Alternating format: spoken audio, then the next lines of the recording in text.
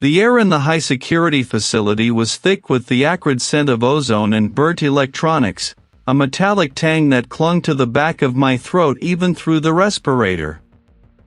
I stepped over a tangle of severed cables, their insulation melted into grotesque, blackened knots. This wasn't just a lab accident, this was a warzone contained within 4 walls of reinforced concrete and tempered glass. "Reed, glad you're here."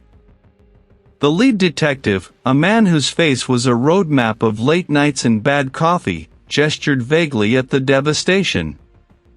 "Dr. Thorne. You know the type. Brilliant, reclusive. Groundbreaking research," they said. "Now. This." He didn't need to finish the thought. The scene spoke for itself. Dr. Aris Thorne, a bioengineer whose name usually conjured images of scientific breakthroughs and Nobel buzz, was now little more than a charcoal silhouette on the scorched floor, partially obscured by a fallen workstation. The heat had been intense, localized, and devastating. Initial assessment, the detective continued, his voice low, points to a catastrophic equipment failure. Or, given Thorne's history of pushing boundaries, a tragic miscalculation with his experimental apparatus. Maybe even suicide. There were no signs of forced entry. All security protocols were intact. The blast originated right here, around his primary console. I nodded, my eyes already scanning, cataloging, processing. The official narrative was neat, almost too neat. A genius consumed by his own ambition or despair. It was a story I'd heard countless times, and it was almost always wrong. My job was to peel back the layers of convenience and find the truth, no matter how ugly. The lab was a wreck. Precision instruments lay twisted and fused, their delicate circuits vaporized. What once must have been an immaculate workspace was now a mosaic of shattered glass, pulverized ceramic, and unidentifiable debris. Yet, even amidst the chaos, a certain order emerged, or rather, a lack of expected disorder. I moved closer to the epicenter, my boots crunching on granular ash. The heat signature, according to the preliminary report I'd skimmed in the van, had been astronomical, capable of flash vaporizing organic matter. And yet, some elements remained stubbornly, impossibly, intact. A colleague from the Fire Investigation Unit, already bagging samples, paused to offer his assessment. Flash fire, localized thermal runaway. Probably one of his new energy cells. Volatile stuff, I hear. I knelt, ignoring the discomfort of the hard floor pressing through my protective gear. My gaze drifted over the floor around Thorne's remains. The burn pattern was aggressive, radiating outwards from the body, scorching the polished concrete to a brittle, flaking crust. Standard for an explosive decompression or an uncontrolled energy release. But then I noticed it. Just beyond the immediate charring, where the heat had begun to dissipate, there was a series of faint, almost imperceptible scorch marks. They weren't part of the radial pattern. Instead, they formed a shallow, linear track, leading away from the body, then abruptly vanishing beneath a collapsed server rack. These marks were finer, almost like a thin, superheated filament had been dragged across the floor before the main conflagration. It was a hairline fracture in the narrative. My gloved finger traced the edge of one such mark. The concrete here was discolored, a subtle shift in hue from gray to a faint, ghostly white, as if something had etched itself onto the surface with extreme heat, but with minimal force. The main explosion had been a brute force event, scorching and shattering. This was different. This was precise. I pulled out my micro-magnifier. Under its lens, the surface of the concrete revealed minute, almost invisible striations within the bleached track. They were too uniform, too deliberate to be random spatter from a chaotic explosion. And embedded within one of these striations, so small it was barely a speck, was a foreign particle. It gleamed faintly, a metallic shard, no larger than a grain of sand, yet reflecting light with an unnatural brilliance. I carefully extracted it with a pair of fine-tipped tweezers and dropped it into a sterile evidence bag. This wasn't typical lab shrapnel. The burn pattern around it, while minimal, suggested it had been superheated, almost molten, before impacting the concrete. I stood, the weight of the observation settling in my gut. The detective's words, catastrophic equipment failure. Tragic miscalculation. Suicide, echoed. But this tiny shard, these anomalous scorch marks, they sang a different tune. They spoke of something controlled, something directed, something that happened before the chaos erupted, meticulously designed to look like an accident.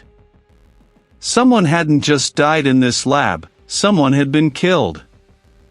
And the killer had gone to extraordinary lengths to erase their tracks, to craft a perfect illusion of scientific tragedy. They hadn't counted on my eye for the imperfect. The microscopic trace, the unusual burn pattern, they were whispers in the roar of the explosion, and I was listening. This wasn't an accident. This was a statement, carefully orchestrated, and I intended to read every word. The tension in the room, previously just a byproduct of the devastation, now felt like a living thing, tightening its grip around me. I had found the first thread, and now I had to pull. Sieve detonation, yes, but something about this felt off. The scorching radiated outwards, yes, but the intensity wasn't uniform. It was almost too perfect in some areas, and strangely muted in others, as if the blast had been meticulously sculpted. My gloved fingers traced the edge of a blackened fissure in the concrete, a hairline fracture that seemed to end abruptly, not continue as a natural explosion would dictate. I pushed the thought aside for now, filing it under anomalies requiring further investigation. There were too many variables, too much heat, too much destruction to make definitive pronouncements on site. Hours later, the sterile chill of the examination facility bit through my clothes, a stark contrast to the lab's furnace-like aftermath. The medical examiner, a stoic woman with tired eyes, moved with practiced efficiency around Thorne's remains. The body, now cleaned of much of the immediate soot, presented a different kind of canvas. Initial assessment points to massive internal trauma, consistent with an explosive force at close proximity, the examiner stated, her voice flat. Thermal injuries cover most of the surface. I'm seeing something unusual here. She pointed a gloved finger to a small, unburned patch on Thorne's lower back, partially shielded by what appeared to be a crumpled piece of lab coat. This area is relatively pristine, almost as if it was protected by something dense, something that then vaporized or was blown away. I leaned closer, my gaze fixed on the anomaly. It wasn't just the lack of burn, the skin beneath was discolored, a faint purplish bruise that suggested impact before the heat. And the cause of death? I asked, already suspecting her answer. Complicated, she admitted, adjusting a lamp. The trauma is certainly lethal. But there's a distinct possibility he was incapacitated before the primary blast. I found no evidence of struggle, no defensive wounds. His posture, even in death, suggests he was already unconscious, or perhaps even Gone, when the real damage occurred. My internal alarm bells, already ringing, now clamored. Incapacitated before the explosion. This was no accident. This was an execution, designed to look like a mishap. One more thing, Reed, the examiner continued, him brow furrowed. Deep in the epidermal layers, I found traces of a metallic compound. Not common lab material.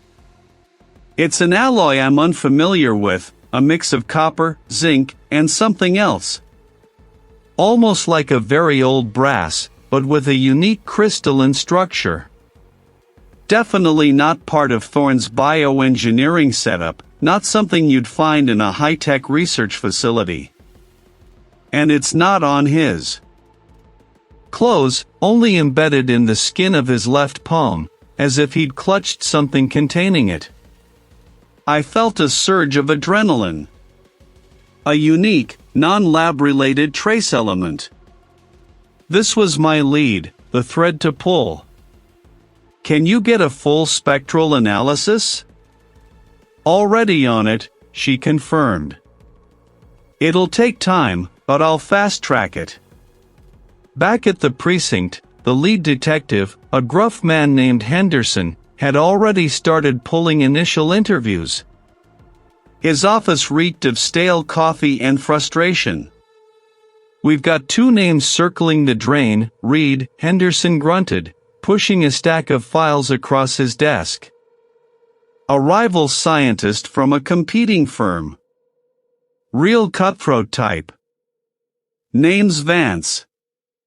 Apparently, Thorne had just secured a patent Vance was desperate for. Bragged about it, too, according to some of the other research staff. Vance's company stands to lose millions if Thorne's final project goes forward without them. I nodded, absorbing the details.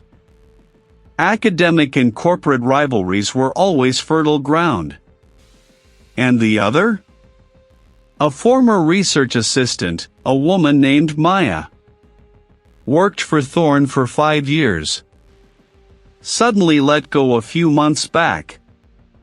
Apparently, he was instrumental in some of his early breakthroughs, but Thorne cut her out of the credits on a major publication, then fired her when she protested. Word is, she still had access codes to the lab, at least for a while after he was dismissed, until they updated the system last month. He was pretty vocal about wanting to see him pay for what he did. Both plausible. Thorne, brilliant but reclusive, clearly had a competitive streak that could breed enemies. A rival scientist, a disgruntled former assistant, classic motives. But neither explained the unusual trace element. The medical examiner found something, I told Henderson, describing the peculiar alloy. It's not lab equipment. I need to know if Thorne had any hobbies, any obscure interests, anything that might involve antique metals or unique alloys. Anything that could link him to this material. Henderson sighed, rubbing his temples. Thorne was a ghost, Reed. Lived for his work, rarely left the lab. But I'll put some uniformed officers on it, dig into his personal effects, his family history, whatever we can find.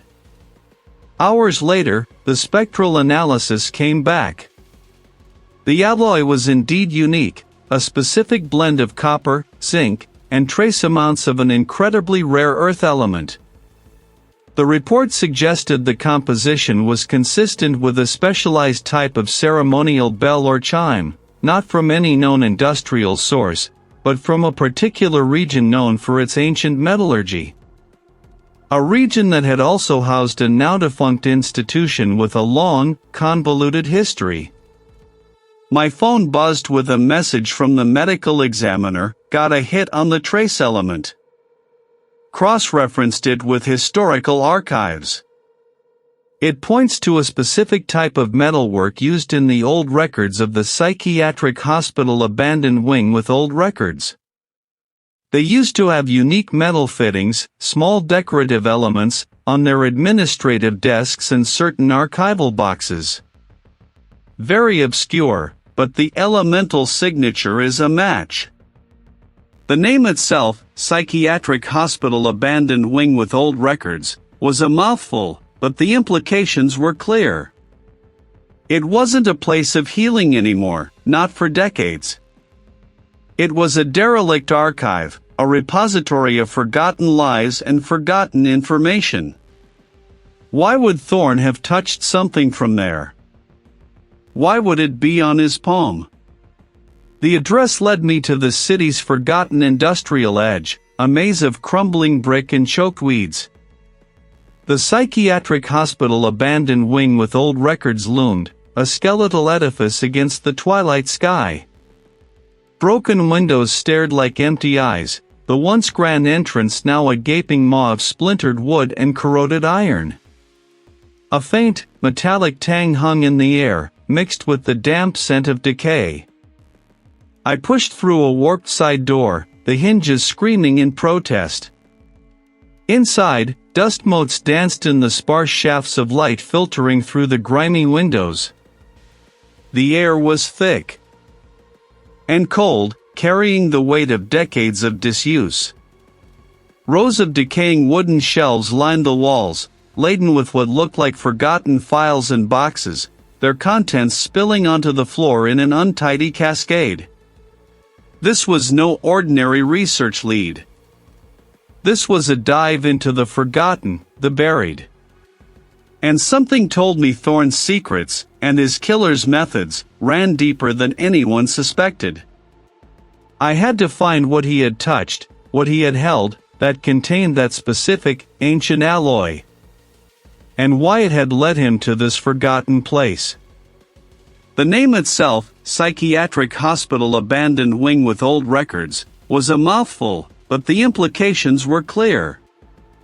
Why would Thorne have touched something connected to this place? I stood there, the dust motes dancing in the weak light filtering through a grimy window, the folder clutched in my gloved hand. The air was heavy with the scent of mildew and decay, a stark contrast to the sterile, controlled environment of Thorne's lab. My gaze swept over the rows of collapsing shelves, each one groaning under the weight of decades-old paper. Every document here was a ghost, a whisper from a forgotten past. Thorne, the brilliant bioengineer, had been obsessed with the cutting edge, with what came next. Yet, here he was, digging into the past. The incongruity grated on my forensic instincts. It meant something. Something vital. I pulled out my phone, snapping a few photos of the folder, the specific record within it. I didn't have time to sift through this entire mausoleum of information now. My priority was back at the lab, connecting this new thread to Thorne's final, catastrophic moments. The detective leading the official investigation had been dismissive of my hunches, but my hunches were built on microscopic truths, on the almost imperceptible. This folder, this obscure record, felt like one of them. Leaving the musty silence of the abandoned wing, I drove back to the sprawling research complex, the image of Thorne's pristine lab already forming in my mind. The contrast was jarring. One, a monument to forgotten pain, the other, a shrine to cutting-edge ambition. The lead investigator was gone, satisfied with the preliminary findings. Good. It left me unfettered. I moved directly to Thorne's workstation, the console still displaying the remnants of his last session.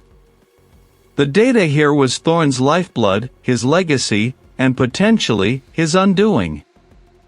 Accessing his encrypted drives was a challenge, even with the administrator credentials I'd been granted. Thorne had built layers of digital defenses, a testament to the sensitive nature of his work. Each firewall I bypassed felt like peeling back a layer of his paranoia. Finally, I was in. The project files were immense, complex. I navigated through directories labeled with cryptic alphanumeric codes, eventually finding the core research, advanced genetic sequencing. This wasn't just theoretical, the data suggested active experimentation, sophisticated modifications.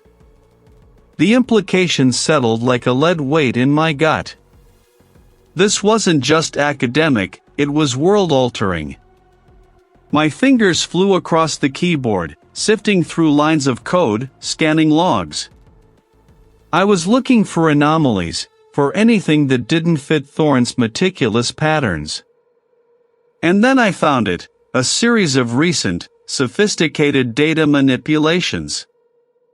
Not just simple edits, but a subtle rewriting of metadata, an attempt to obfuscate the true timeline of certain experiments. And, more damning, an attempted wipe of specific project files related to a particular sequence, a highly complex variant I recognized from earlier, less complete data sets. The wipe wasn't entirely successful. Thorne had built redundancies, fail-safes. Enough fragments remained for me to reconstruct a partial picture. The timing was crucial, just days before his death. This wasn't a standard cleanup. This was an active attempt to erase a trail. My mind raced. Was Thorne himself trying to hide something, to scrub evidence of his own dangerous research? Or had an external party, someone intimately familiar with his systems, gained access and tried to cover their tracks? The latter felt more probable, given the catastrophic accident that had claimed his life. A shadow fell across my screen. I looked up to see Maya, Thorne's assistant, standing in the doorway of the lab, her shoulders hunched. Her eyes, usually bright with intellectual curiosity, were now clouded with a deep-seated fear. She looked like she hadn't slept in days, her face pale, her movements hesitant. "Are you still here?"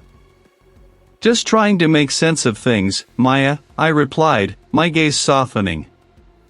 "Thorne's research. It's incredibly complex. What can you tell me about his recent work on genetic sequencing?" She wrung her hands, her eyes darting around the lab as if expecting an unseen observer. He was agitated. More than usual. Kept talking about loose ends and unforeseen variables. She paused, her voice dropping lower. He said someone was watching him. Said his work was being compromised. He was paranoid, read. Paranoid, or perceptive? I pressed, leaning forward slightly. Did he mention anyone specific? Any disagreements with colleagues or rival institutions? She shook her head, a tremor running through her. No names. Just vague threats. He started changing his access codes daily.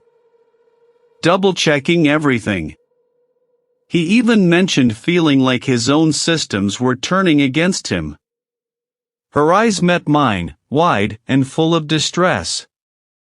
He said he felt trapped. Thorne hadn't been paranoid, he'd been hunted. Someone had been inside his system, not just once, but systematically. They had manipulated his data, attempted to erase critical project files, all while Thorne felt their presence closing in. And the specific genetic sequence they tried to wipe. The psychiatric hospital abandoned wing with old records folder flashed in my mind.